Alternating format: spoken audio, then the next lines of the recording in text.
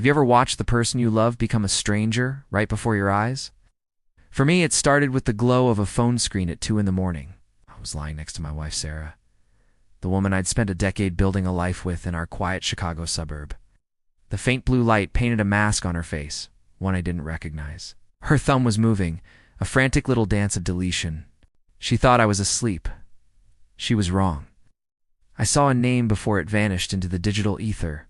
Mark, my boss. The screen went dark, but the image was burned into my mind. A cold dread, heavy and suffocating, settled in my chest. I knew right then that the life I had was already a ghost. If you genuinely enjoy our stories, please subscribe to the channel.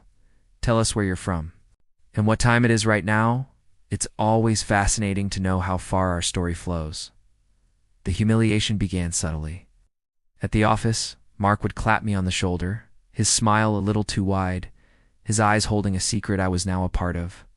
"Big project coming up, buddy," he'd say, the word buddy feeling like a shard of glass. "It's gonna need you to put in some extra hours."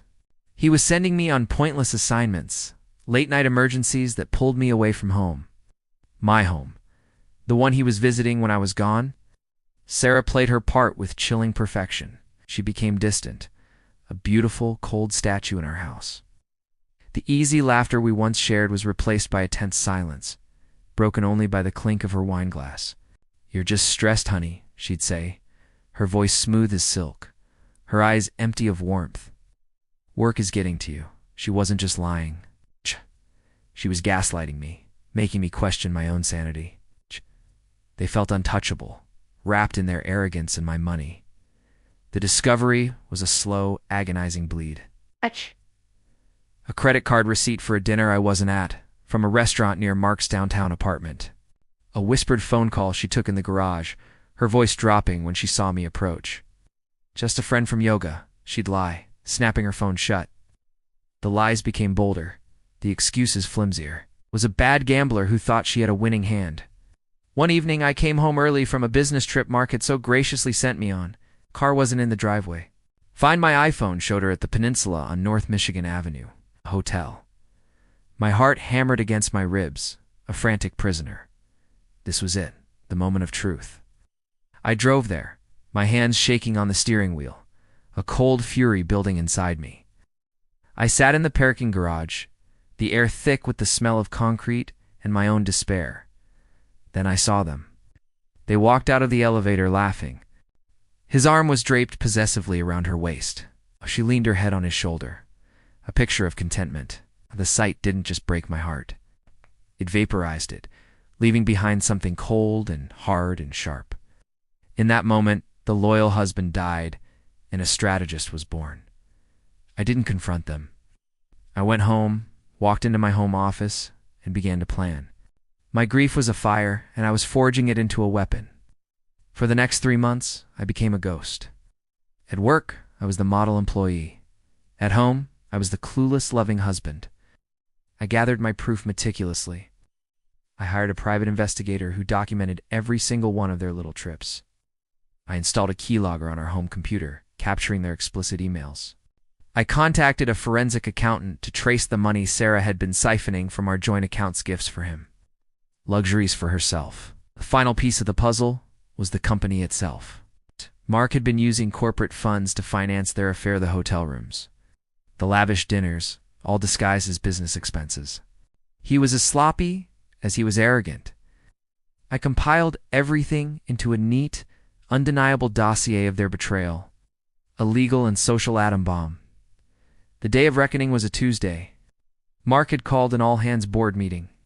He stood at the head of the long mahogany table, smug and confident, outlining his vision for the next quarter. Sarah was there too, having taken a personal day to support her lover, sitting in the back like a proud queen. They thought they owned the world. My world. When he finished his presentation, he asked if there were any questions. I stood up. "I have one, Mark," I said, my voice calm and steady, cutting through the silence. I looked around the room at the faces of the board members, people I'd known for years. I'd like to present a file on gross misconduct and embezzlement of company funds. I walked to the front and placed a copy of my dossier in front of every single board member, I watched Mark's face drain of color. I saw the panic flash in Sarah's eyes. The room was dead silent, save for the rustle of paper as the board members began to read. They saw the hotel receipts. They saw the transcripts of the emails. They saw the irrefutable proof of his theft and her complicity. He was fired on the spot, escorted out by security like a common criminal.